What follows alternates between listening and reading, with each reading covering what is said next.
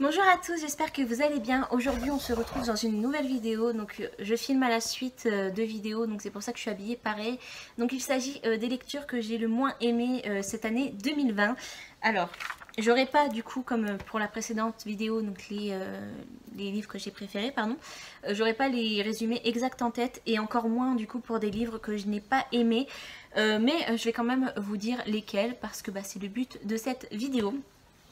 J'espère va vous plaire. Je les ai pas en physique pareil parce que comme c'est des livres que j'ai pas aimés, je les ai pas du tout laissés dans ma bibliothèque. Je les ai mis dans des cartons et comment dire que j'ai la flemme d'aller chercher dans les cartons des livres que je n'ai pas aimés.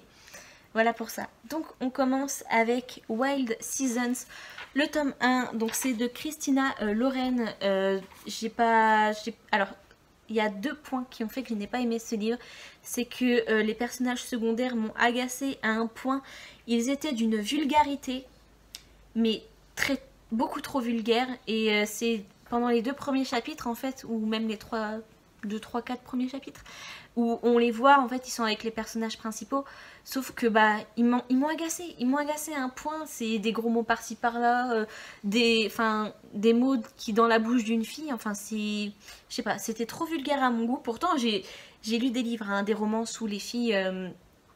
les copines des filles des fois sont un petit peu vulgaires, sont un peu crues, mais là c'est pas question d'être crue, je sais pas, moi ce serait pas des personnes que j'aimerais dans mon entourage par exemple, et là pareil, du coup ça fait que je ne les ai, coucou voisin, du coup ça fait que je les ai pas du tout aimés, et en gros c'est une fille et un garçon qui vont se rencontrer à Vegas, qui vont se marier, sauf que la fille n'aura aucun souvenir parce qu'elle était complètement bourrée, et voilà.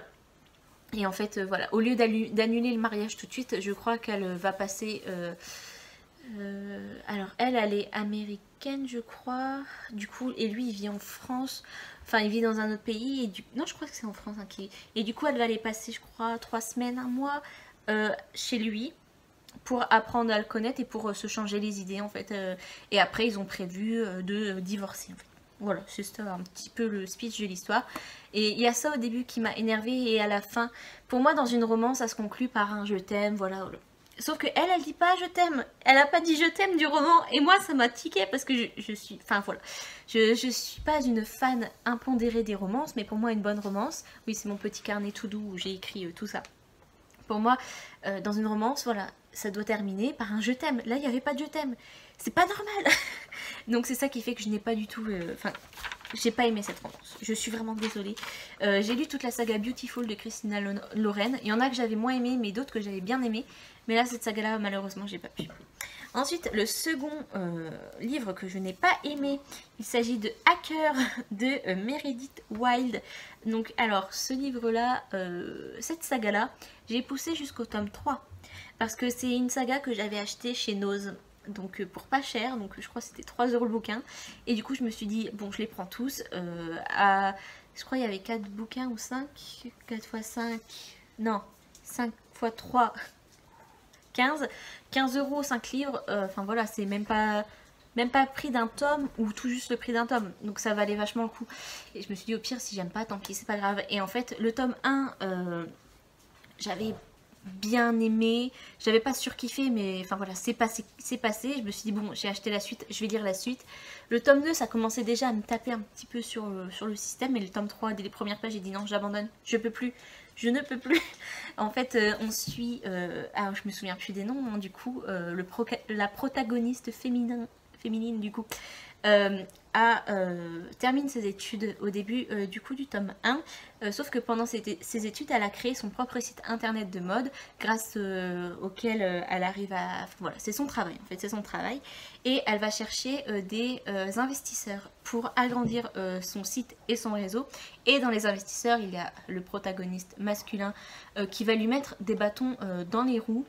Je sais même plus pourquoi, en fait, il fait ça. Bref, et du coup, c'est une romance.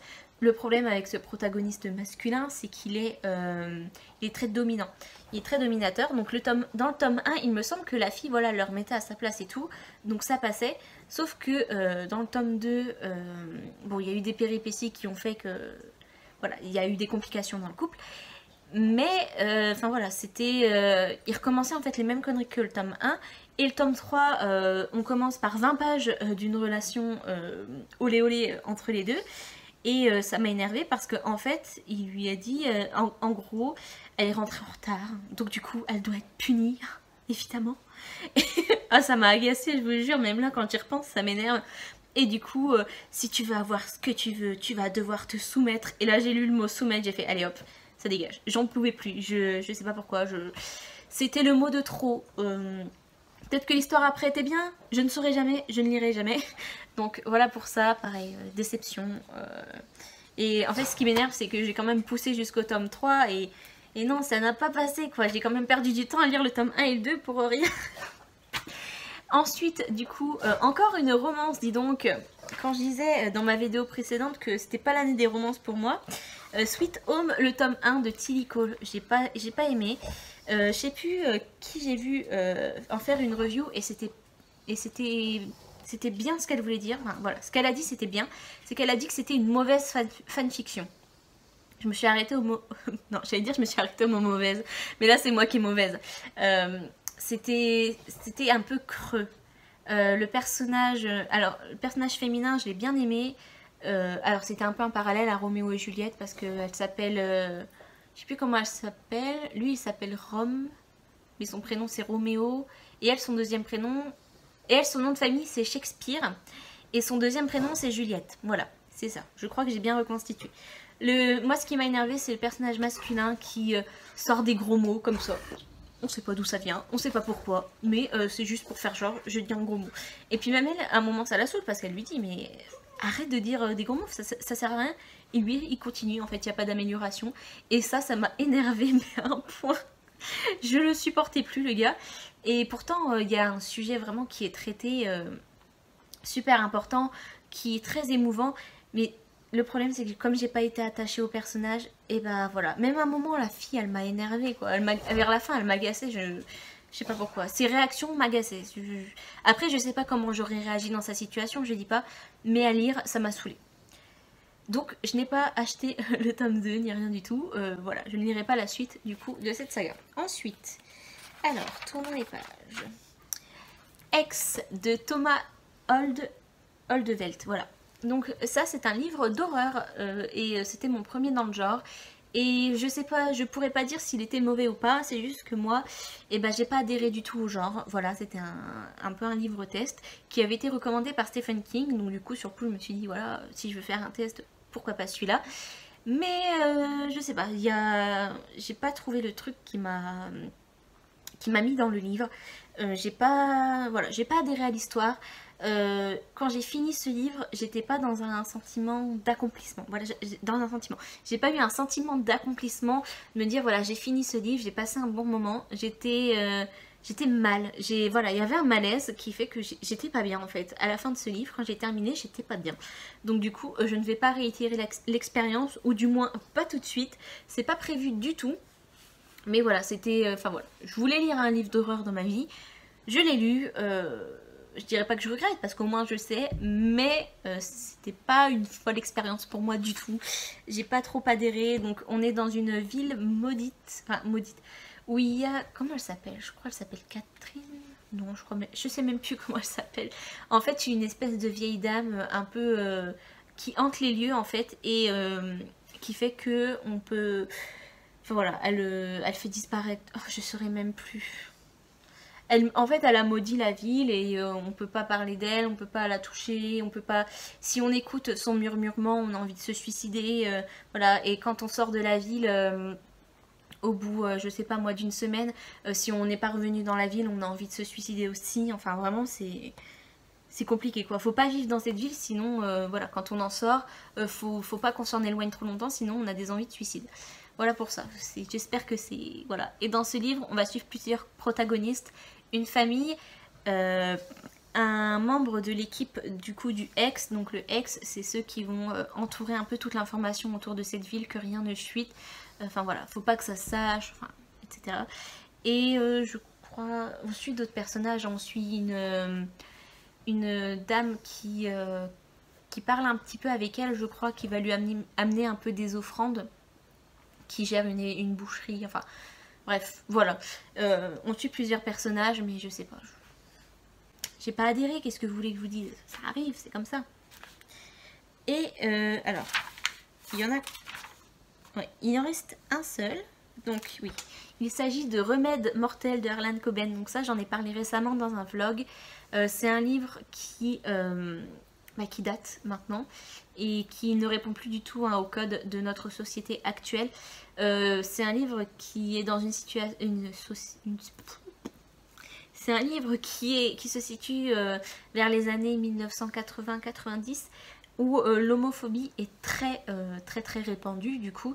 Et voilà, ça traite de la maladie du sida et une petite clinique indépendante, non elle n'est pas indépendante, je sais même plus si elle est indépendante ou pas, qui aurait probablement, enfin apparemment, trouvé le virus du sida, mais au moment où ils le trouvent, voilà, où ils ont des bons résultats, des patients se font tuer.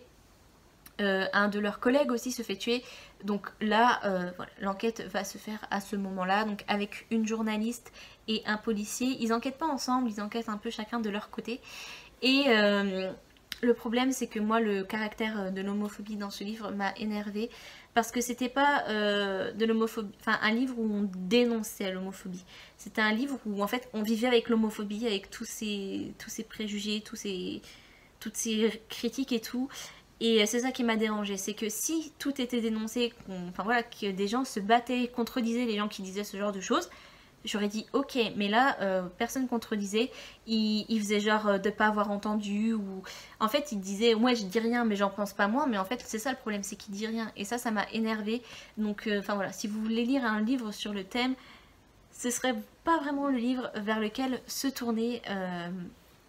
C'est dommage parce qu'au niveau de l'enquête et tout, c'était vraiment bien. J'ai pas vu, enfin, non, je l'ai pas vu venir, je crois, le retournement de situation à la fin. Enfin voilà, j'ai passé un bon moment au niveau du thriller, mais tout ce qui l'entoure, malheureusement, dommage quoi. Et pourtant l'auteur, j'ai bien aimé son écriture. J'avais lu un livre il y a longtemps maintenant de lui que j'avais bien aimé, donc je pense que je vais me tourner vers d'autres récits de lui, mais plus récents.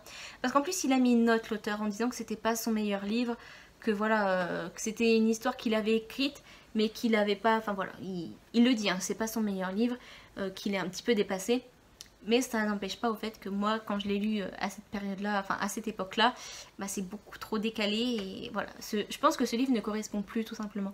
Il est un petit peu obsolète, je pense. J'espère qu'obsolète, c'est pas trop dur comme mot, parce que je veux pas être méchante ni dure. Mais voilà, c'est comme ça que je l'ai ressenti. Et j'ai terminé avec mes déceptions de l'année 2020. J'espère que ça vous aura plu. Dites-moi vous les livres du coup que vous n'avez pas aimé ou que vous avez moins aimé. Ça m'intéresse, oui. Et s'il y en a qui sont en commun par rapport aux miens, ça m'intéresse aussi. En attendant, n'hésitez pas à vous abonner. Je vous fais des gros bisous et je vous dis à bientôt dans ma prochaine vidéo. Ciao!